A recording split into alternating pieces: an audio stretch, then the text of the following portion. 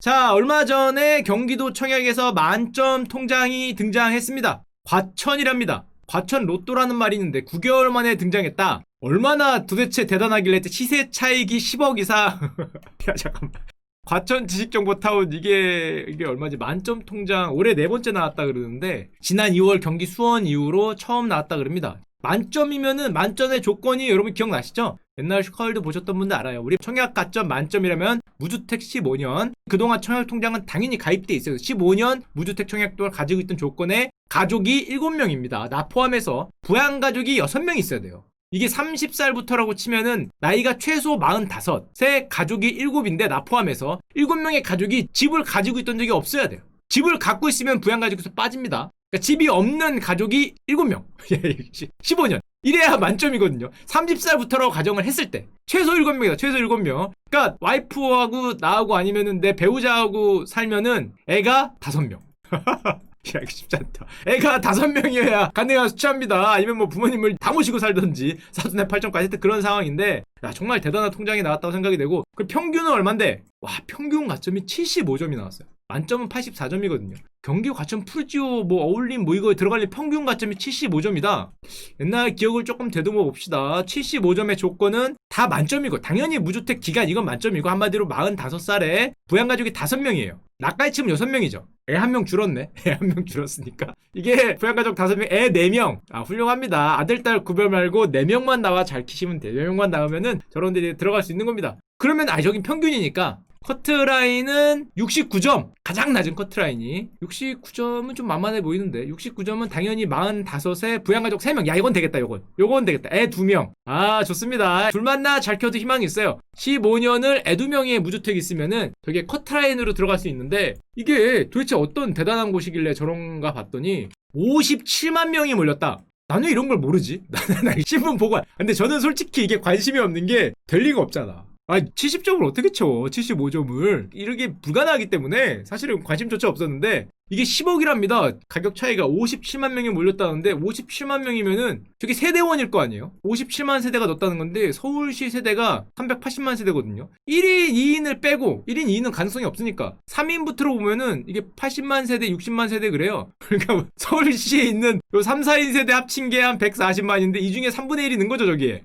정말 근면하게 잘 늦었다라고 생각이 드는데, 저게 도대체 얼마길래 10억이 남을까?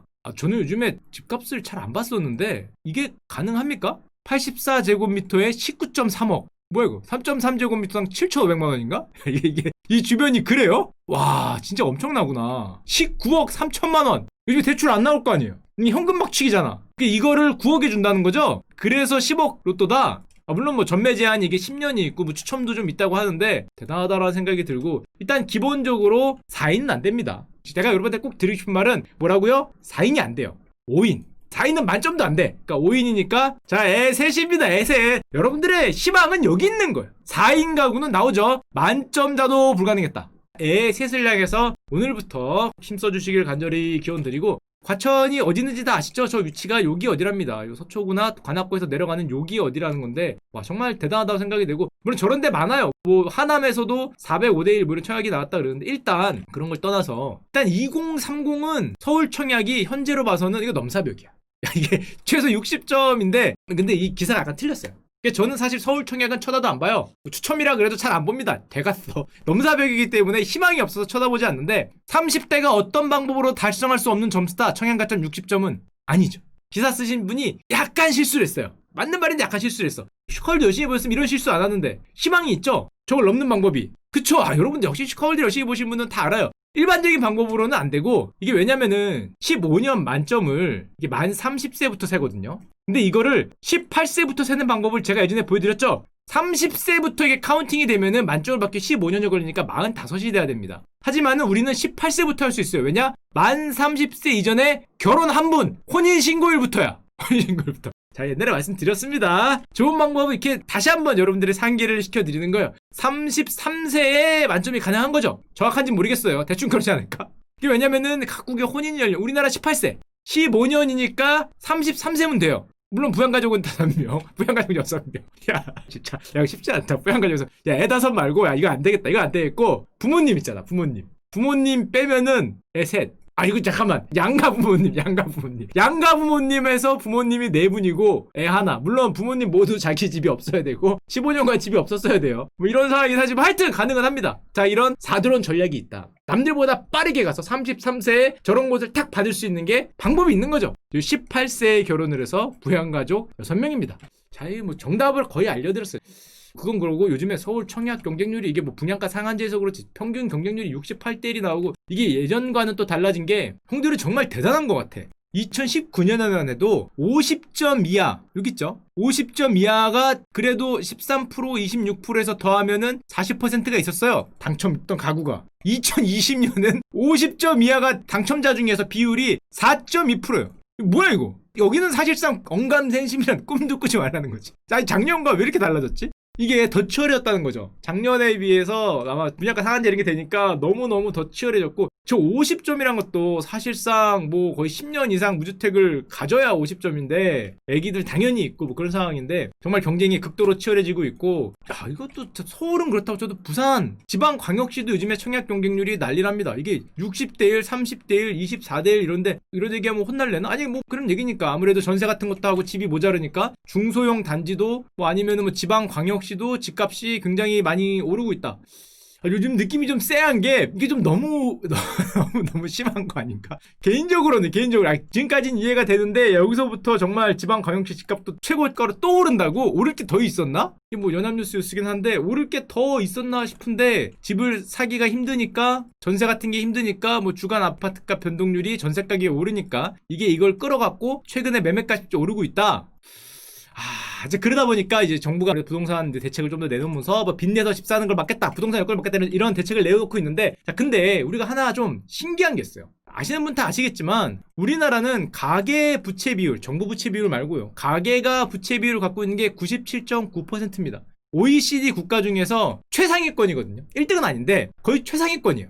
OECD 평균이 65%인데 굉장히 최상위권이야. 2000년 이후에 이제 쭉 가계부채가 늘어왔는데 이게 최근에 더 빨리 늘고 있죠. 여러분만 해도 돈이 저렇게 뭐 전세값도 늘고 집 살려면 주담대도 엄청 많이 했을 거 아니에요. 뭐 여기 보면 2019년입니다. 작년에가 2조 3조 하던 게 주담대가 7조, 전세도 2.2조 2.5도 하던 게 3조대 위로 나가고, 정부도 얘기하지만 신용대출도 요즘에 뭐 3조 1조 하던 게 6조 4조 뭐 이렇게 나갑니다. 그러니까 옛날에 비해서 굉장히 우리가 대출 레버러지를 더 많이 쓰고 있다? 더 적극적인 투자를 하고 있다는 건데, 물론 이유는 뭐 코로나 때문에 생활 자금이 많이 필요했고 자산시장의 가격이 많이 오르니까 저기다 돈을 넣기 위해서 자산시장에 유입이 된다는 건데, 이게 가계부채를 잠깐 보시면 신기한 게 하나 있는데 우리나라는 가계부채가 디레버리징이 된 적이 잘 없어요. 무슨 소리냐면 2000년부터 쭉 가계부채 규율이 올라왔거든요. 20년간 올라왔습니다. 근데 대부분의 나라들은 이렇게 안 올랐어요. 왜냐하면은 중간에 다 한 번씩 큰 위기를 겪어요. 큰 레버리지를 한 번씩 합니다. 예를 들면 여기가 뭐예요? 미국이나 영국에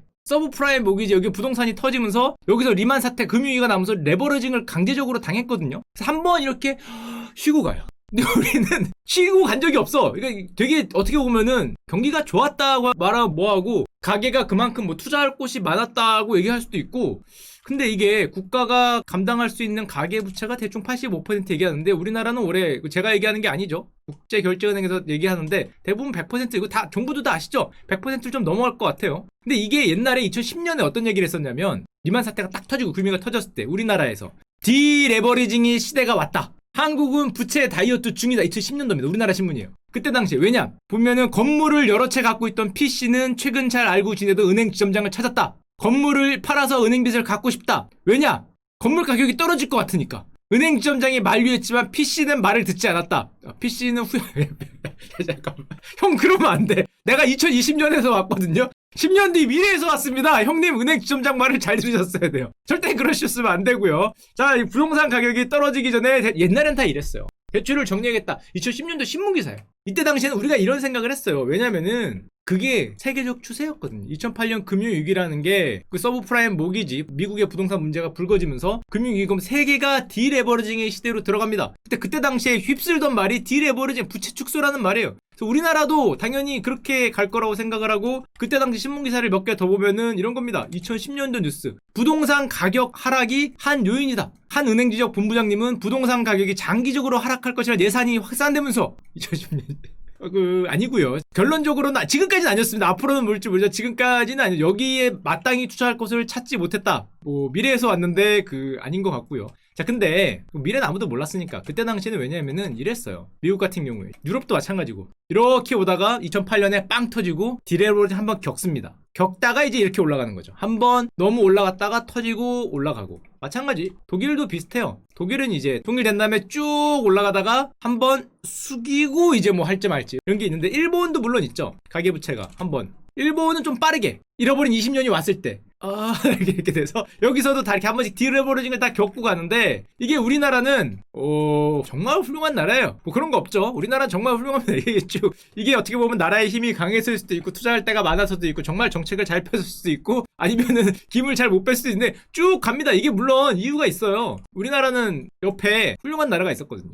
여기하고 영향을 굉장히 많이 받았기 때문에 중국과 굉장히 2000년대 이후로 경제가 밀접하게 연결이 돼 있잖아요. 최대 수출국도 되고 최대 뭐 수입국까지 되니까 중국이 사실은 이렇게 쭉 레버러지를 많이 쓰는 형태로 되니까 우리나라도 뭐 투자할 것도 많아지고 생각보다 자산 가격이 잘 올라갔잖아요. 쭉 잘 올라가니까 부채를 줄일 이유가 사실은 잘 없었어요. 그래서 중국 같은 경우가 지금 가계부채 비율이 지금 세계 최고 수준으로 가 있는데 뭐 우리나라도 뭐 영향을 뭐 받은 거라고 할 수 있죠. 근데 옛날에 보면은 미국 같은 경우에 뭐 반복된 얘기지만 이거였잖아요. 디레버러징 한번 금융기업 가게에 오면서 정부가 이걸 대신해서 양적 완화란 정책을 쓰면서 레버러지를 올려서 좀 어떻게 살려보려고 뭐 이런 거를 합니다. 그러다 보니까 기업도 가게도 한번 이렇게 숙였다가 요즘에 기업은 좀 올라가고 가게는 이제 약간 고개를 드는 이제 그 정도인데 야 우리나라는 한 방에 그런 거 없이 쭉쭉쭉쭉쭉 뻗고 있단 말이죠. 앞으로 더 뻗기를 간절히 기원드립니다. 당연히 쭉쭉 더 뻗을 텐데 문제는 저 뻗는 와중에 우리나라는 저금리 시대가 옵니다. 저금리 시대라 그러면은 굉장히 옛날부터 왔다고 생각을 하는데 사실은 본격적인 저금리는 2019년부터 왔죠. 이거 얼마 안 됐어요. 이걸 물론 저금리로 볼 수도 있는데 이때만 해도 금리가 충격 때문에 한번 빠졌다가 올라갈 걸로 예상했어요. 두 번 올리죠. 2018년에. 그래서 앞으로 금리가 잠깐 빠졌지만 반등해서 올라갈 거다라고 다들 예상을 했는데 2018년, 19년 되니까 아니었죠. 이게 아니라 진짜 저금리 시대가 왔다는 게 한 번, 두 번, 세 번, 네 번, 다섯 번 연달아서 금리를 내리면서 여기가 본격적인 저금리 시대가 와요. 이게 2019년이에요. 물론 저금리 기준이 어디에 따라 다른데 굉장히 오래됐다고 생각되지만은 지금처럼 유동성을 빚을 마음 놓고 줘도 이자 부담이 적은 게 굉장히 최근이에요. 저는 이때 아직도 주택담보대출을 받았던 게 기억나는데 굉장히 싸게 받았다고 좋아했던 게 5.7%였나? 5.4인가 그랬어요. 이것도 굉장히 싸게 받은 거였어요. 당시에 이것저것 뭐 통장 어디 쓰고 뭐 약정하고 뭐 하고 해서 당시에 이랬어요. 정말 믿기지 않는 게 뭐 한 4.x? 아유 흑우라고? 그 당시엔 그럴 줄 몰랐습니다. 이 당시에는 그랬어요. 5.7% 이렇게 됐는데 요즘에는 본격적인 저금리가 온 게 실제적으로는 요 2019년 몇 년 안 됐다고 생각이 돼야 되는데 자 그러다 보니까 저렇게 저금리 금리가 낮아서 이자 빌리는 게 얼마 안 되니까 유동성이 폭발하고 있죠. 우리나라는 1년, 2년이 안 되는 것 같아. 지금 폭발하고 있는데 줄일 수가 없잖아요. 코로나가 오니까. 여기서 유동성을 줄였다가 안 되니까 지금 뭐 우리 가게만 빌리는 게 아니라 기업도 금리도 낮으니까 돈을 최대한 땡기고 있죠. 위험도 오고 그러니까 금융위기 때 1.5배를 지금 이미 땡겨놨어요. 이자 비용도 얼마 안 있고 뭐 앞으로 뭐 자산가격도 잘 오르고 하니까 기업 대출도 최대로 땡겨놨고 올해 기업 대출 증가액이 지금 뭐 사상 최대에 가깝고 자 그러다 보니까 이런 얘기가 나오고 있는 거죠. 마이너스 실질금리. 실질금리가 뭐냐면은 물가 상승률이나 뭐 자산가격 대비 우리가 빌리는 이자 비용이라고 보면 됩니다. 그러니까 우리가 돈을 빌려서 뭐를 사면은 이게 더 많이 남는다는 거죠. 많이 남기 때문에 자산가격의 무차별 상승이 우려된다 이런 뉴스가 나오고 있는데 뭐 파이낸셜 타임스 얘기이긴 했지만은 생각보다 많이 오르고 있어요. 생각보다 많이 오르고 저는 오르는 걸 좋아하거든요. 집값도 많이 올라서 집을 사신 분들이 부자가 되기를 바라는데 야 이게 너무 무차별 상승으로 가면은 영원히 오르진 않을 거 아니에요. 오르다가 이렇게 좀 쉬었다가 오르다가 쉬었다가 오르다가 쉬었다 이렇게 가서 좀 천천히 오르면은 너무 좋겠는데 이게 이렇게 오를 경우에는 여기까지는 조정을 받아야 되니까 이게 이렇게 조정받을 수도 있거든요. 굉장히 급격하게 받을 가능성이 물론 모르죠. 언제인지는 아무도 모르고 10년 뒤인지 20년 뒤인지 30년 뒤인지 아무도 모르기 때문에 뭐 언제인지는 아무도 모르지만은 현재 그런 좀 위험성을 사람들이 많이 얘기를 하고 있는 것 같고 예를 들면 이런 겁니다. 우리가 얼마나 늘었나 잠깐 보면요. 지금 통화량 전체가 굉장히 많이 늘고 있죠. M1이라는 걸 우리가 쓸 수 있는 현금 요금을 통화라고 보시면 되는데 통화량 자체를 투자할 곳이 많잖아. 요즘 보면 투자할 곳이 너무 많아요. 야 부동산 가격 잘 올라. 주식이 2,500 가까이 갔어요. 이자율은 얼마 안 돼. 빌려서 투자하면 남잖아. 우리가 바보도 아니고. 빌려서 투자하면 남기 때문에 이거 빌려서 투자를 하고 싶죠. 이자율도 낮고 자산 가격 잘 오르고 지금 뭐 다 화랑이라고 그러고 야 우리 BTS 형들 가는데 막 몇십 점 올리고 돈 빌리는 데도 많지 않고 투자하면 남는 거니까 실질 금리가 마이너스로 떨어지니까 투자하지 못하는 사람이 바보잖아요. 지금 투자하면 다 남는데 그걸 못 들어간 사람이 간이 작은 거고 뭐 바보인 거고 하기 때문에 지금 너도 나도 M1이 뭐냐면은 바로바로 쓸 수 있는 돈입니다. 바로바로 쓸 수 있는 돈을 다 뽑아갖고 지금 뭐 18년 만에 최고치를 기록하고 있는 건데 예를 들면 이런 겁니다. 이게 협의통화라고 얘기하는데 2020년은 9월까지예요. 형들 돈 진짜 많이 뽑았어. 이게 9월까지입니다. 그러니까 3개월 더 하면은 여기쯤 왔을 거예요. 여기서 여기가 이게 요금을 예금이에요. 바로바로 쓸 수 있는 현금 같은 거 거의 현금. 현금성 돈을 굉장히 많이 그러니까 어떤 장기 자산에 들어갔던 적금에 들던지 적금을 깨고 현금으로 옮긴다든지 아니면은 뭐 채권을 샀던 거를 현금으로 옮긴다든지 돈을 굉장히 쉽게 빠르게 쓸 수 있도록 M1을 엄청나게 많이 뽑아놨죠. 투자할 때가 뭐 많으니까 그렇게 보이기도 하고 물론 전체적인 통화량 자체가 LF라고 보면은 통화량 자체도 많이 늘었는데 그 늘은 대부분을 바로바로 쓸 수 있는 돈으로 굉장히 지금 많이 뽑아놓은 상황이에요. 자 근데 저는 절대로 자산 가격 폭락을 얘기하지 않습니다. 안 오리라고 믿어 의심치 않아요. 믿어 의심치 않는데 옛날 얘기를 잠깐만 드리면은 우리가 많이 하는 일본 얘기 저는 절대 부동산 폭락이 올 거라고 생각하지 않습니다. 오지 않았으면 좋겠어요. 일본 얘기를 잠깐 보면 이게 일본 기준금리 추이거든요. 지금 일본은 저금리가 된 지가 22년 됐어요. 1998년부터 0이에요. 사실은 얘네는 금리가 의미가 없는데 아무도 은행에 예금을 안 넣잖아. 이자를 안 주기 때문에. 얘네가 일어난 일이 상당히 재밌어요. 어떤 일이 있었냐면 한국은행 홈페이지에서 제가 그냥 갖고 온 건데 그대로 적은 거예요. 우리가 흔히 말하는 플라자 합의 때 엔화가 강세되면서 일본이 박살났다. 이렇게 알고 있는데 뭐 맞는 말이기도 하고 약간 틀린기도 한 게 그때 엔화가 강세되면서 수출 부진이 우려되니까 일본 중앙은행이 약간 실수인데 기준금리를 폭포수처럼 인하해요. 그게 어디냐면 여기입니다. 기준금리를 막 폭포수처럼 인하하니까 유동성이 막 풀려요. 저금리가 돼요. 근데 자산 가격이 잘 올라. 기업들도 막 돈 빌려서 부동산 사고 일본 옛날에 그랬잖아요. 아니 막 투자를 하고 사업 규모 확장하고 그 주가도 막 오르고 엄청나게 올랐죠. 니케이 4만 갔어요. 부동산 가격 3배 올랐어요. 87년부터 급등이 시작해서 90년까지 3배를 오르거든요. 이게 쭉 좋았지. 뭐 다 좋고 니케이도 많이 오르고 뭐 가운데가 일본 부동산 가격 쭉 많이 오르고 다 행복하고 좋았는데 문제는 니케이 잠깐 보여드릴까요? 니케이가 이게 여기서 이럽니다. 야 만에서 4만. 자 코스피로 치면은 2,500이죠. 3배네. 7,500. 야 좋습니다. 야 7,500. 야 못 먹어도 공가? 잠깐만 아까 이런 생각이 들고요. 못 먹어도 공가? 그건 아니겠지만 코스피로 치면 이 정도 간 거예요. 이거 뭐 미친 시장을 일본은 구갈했죠. 저금리 유동성이 팍 풀리면서 이자 비용도 안 들고 안 사는 사람이 바보잖아. 이 안 사는 사람이 바보죠. 돈 빌려 사면 무조건 남는데 부동산도 마찬가지고 3배가 올랐다는데 3배가 이때 당시에 미친 듯한 투자 광풍이 몰아닥칩니다. 몰아닥치는데 영원히 왔으면 좋겠는데 자산 가격이라는 건 이제 영원하진 않으니까 일본이 조금 너무 많이 오를 것 같으니까 어떤 정책을 피냐 간단합니다. 이거 금리표를 보면 그냥 나오는 거죠. 여기서 너무 많이 오르는 것 같으니까 유동성 축소로 정책을 전환을 해요. 그게 1989년 1990년입니다. 금리를 올리기 시작해요. 한마디로 이자 비용을 높이기 시작하고 예를 들면은 부동산 뭐 총량 대출 규제 뭐 이런 한국은행에서 그대로 갖고 온 거예요. 1989년부터 일본이 금융 긴축으로 방향을 바꿔요. 방향을 바꾸니까 유동성이 줄겠죠. 이자 비용이 늘어나고 그러니까 사람들이 자산을 팔아서 이걸 이제 갚으려고 시도를 하는데 너도 나도 한꺼번에 그걸 하니까 일본이 버블이 터집니다. 이게 1990년에 니케이가 4만이었거든요. 90년 10월에 동일한 해예요. 2만이 붕괴돼요. 50%가 날아가요. 2년 뒤에 15,000이 날아가고 무려 12년 뒤에 10,000도 내려갑니다. 이게 일본에 잃어버린 뭐 20년이나 25년의 얘기인데 부동산도 3년 사이에 절반 툭 나고 2005년까지 하락이 되면서 일본은 뭐 부동산 사는 게 좀 지금까지도 사람들이 꺼려한다 그러니까 이 장기 침체의 원인은 이거 한국은행 홈페이지 그대로 갖고 온 건데 1980년대 자산 붐 빡 올랐다가 그게 좀 천천히 갔어야지. 이렇게 김 빼면서 좋습니다. 우린 이렇게 가고 있어요. 이렇게 갈 테니까 걱정 안 하는데 이게 만약에 진짜 붐이 돼서 빵 하고 버블로 올라가면 조정은 언젠간 받으니까 요즘은 조정은 언제나 받잖아요. 이게 잘못 터지면 이게 버스트 되는 거죠. 우리나라는 절대 이런 일이 올 거라고 생각하지 않아요. 전혀 그래. 일본은 그랬습니다. 일본은 그러면서 이게 그때 뭐 부채가 쌓이고 그때 얘기가 나오는 게 디레버리징의 얘기가 나옵니다. 조금 더 일찍 했어야 되는데 저게 터지고 디레버리징 시세가 들어오니까 너도 나도 줄이니까 디플레이션과 3D가 왔다 그러는데 그거를 뭐 굳이 니케이 차트로 보면은 이거죠.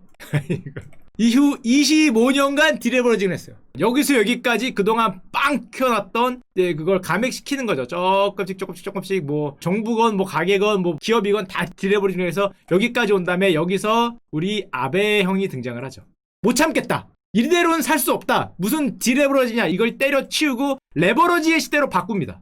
그러니까 아베가 사실 일본 입장에서는 어떤 경제 그걸 바꾼 거예요. 철학을 바꿨다 그래야 되나? 이게 일본인들이 좋아할 수밖에 없죠. 25년간 참고 있었는데 그거를 원기옥을 터뜨리면서 지금은 여기까지 다시 만들어왔죠. 다시 뭐 사만이 갈지를 모르겠는데 일본은 이제 그런 상황에 처하게 되는데 이게 물론 우리나라 아직 저 정도 우리나라는 코스피가 이제 2,500이에요. 이거 뭐 10년 전에도 2,000이었는데 2,500 뭐 이게 뭐 사실 버블이라고 전혀 생각하지 않는데 좀 무섭긴 하죠. 전혀 그렇게 안 생각하는데 만에 하나 이게 천천히 올라가고 지금처럼 완만하게 올라가면은 너무 좋을 것 같은데 이게 급등을 하면 급락이 있잖아요. 그래서 서서히 올라야 된다. 서서히. 개인적인 바람입니다. 올해 3,000 3,000 안 되고요. 올해 한 2,700? 좋습니다. 2,700 정도 하자. 2,700이면은 그 만족하도록 하겠습니다. 2,700 좋잖아요. 이게 만약에 3,000, 3,500 이렇게 가면 안 돼요. 이렇게 가면은 이게 뭐 조정 받을 때 뭐 2,000 받고 막 그럴 수 있잖아. 그러니까 서서히 가는 걸로. 우리나라가 사실 이게 저금리 시대고 유동성이 팍팍팍 풀린 게 생각보다 오래 안 됐어요. 2018년, 2019년부터 물론 2% 아래로 들어오긴 했는데 그때는 그러다가 오를 걸로 생각해서 실제로 금리가 그 정도까지 시장 금리가 붙었게 됐지만 금방 반등을 했는데 이번에 여기서 본격적으로 내리면서 금리가 0.5%로 왔습니다. 일본으로 치면 1990년대 후반에 왔던 어떤 그런 초저금리 시대가 2019년에 왔거든요. 그리고 불과 1년에서 2년밖에 안 됐는데 이 저금리가 영향을 미쳐서 유동성이 퍼지면서 자산 가격이 오르고 있잖아요. 굉장히 좋은 현상이라고 굉장히 좋은 현상으로 생각이 되지만 급등은 조금 불안할 수도 있다. 아직 급등했다는 거 아닙니다. 멀었죠. 일본은 뭐 7천 갔어요. 자, 4만 갔어요. 자, 우리도 7천